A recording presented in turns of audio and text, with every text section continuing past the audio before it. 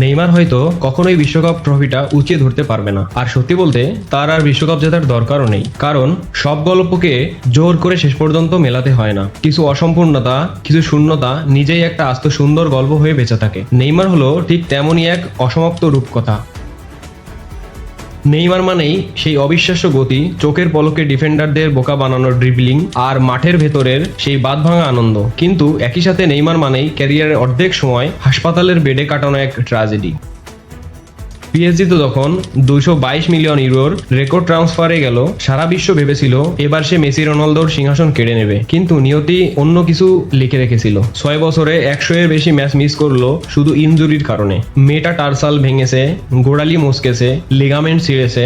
যখনই ফর্ম ফিরে পাচ্ছিল তখনই আবার কোনো না কোনো একটা ইনজুরি তাকে টেনে নামিয়েছে। সোশ্যাল মিডিয়াও তাকে কোনো দয়া দেখায়নি, সবাই তাকে নিয়ে মিম বানিয়েছে, ট্রল করেছে। মাঠে ফাউলের পর তার গড়াগড়ি খাওয়ার ক্লিপ দিয়ে তামাশা করা হয়েছে। সরাসরি তকমা দিয়ে দিল অভিনেতা, নাটকবাজ, ড্রাইভার।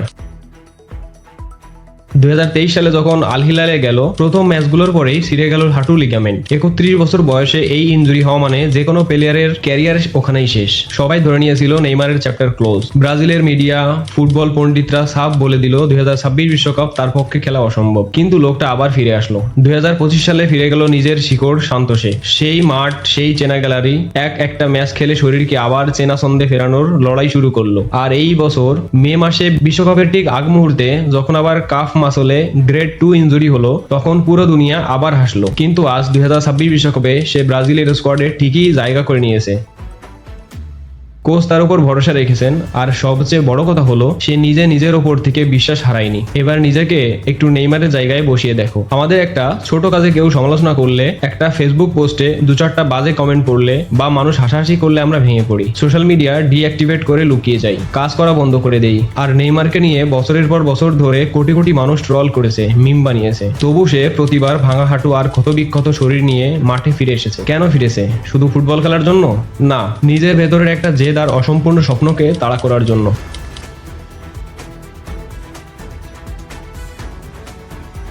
2014 সালে নিজের দেশের মাটিতে বিশ্বকাপ জিততে চেয়েছিল, কিন্তু কোয়ার্টার ফাইনালে কলম্বিয়ার বিপক্ষে পিঠে মারাত্মক আঘাত পেয়ে স্ট্রেচারে করে যখন মাঠ ছাড়ছিল, সে জানতো তার বিশ্বকাপ ওখানেই শেষ। সেমিফাইনালে জার্মানির কাছে ব্রাজিলের সেই 7-1 গোলের ঐতিহাসিক বিপর্যয় সে হাসপাতালের বেডে শুয়ে শুয়ে টিভিতে দেখেছে। এই দৃশ্য একটা মানুষকে ভেতর থেকে শেষ করে দেওয়ার জন্যই যথেষ্ট। তবু সে ফিরে এসেছে। আজ হয়তো সে ব্রাজিলের হলুদ জার্সি গায়ে আবার একবার মাঠে নামবে, কিংবা ইনজুরির কারণে সাইড বেঞ্চে বসে থাকবে। শরীরে একের পর এক ইনজুরির দাগ, হাঁটুতে অপারেশনের ক্ষত, আর ইন্টারনেটে কোটি কোটি ট্রলের পাহাড়। তবু সে থামেনি, তবু সে আসে, কারণ স্বপ্নটা এখনো শেষ হয়নি। এখন নিজের দিকে তাকাও। তুমি একটা প্রজেক্ট করতে গিয়ে আটকে গেছো, একটা ক্লাসে বা পরীক্ষায় খারাপ করেছো, কিংবা একটা নতুন উদ্যোগ নিয়ে ব্যর্থ হয়েছো, আর অমনি ভাবছো তোমাকে দিয়ে আর হবে না, এই লাইনে আর এগোনো ঠিক হবে না, হাল ছেড়ে দিয়ে বসে আছো। নেইমার বছরের পর বছর সবার অবহেলা আর ট্রল শুনেও কিন্তু সে থামেনি, কারণ স্বপ্ন পূরণ না হলেও লড়াইয়ের গল্পটা তো নিখুঁত হতে পারে। তোমার স্বপ্নটা কি আসলেই শেষ হয়ে গেছে, নাকি তুমি চেষ্টা করাটাই থামিয়ে দিয়েছো?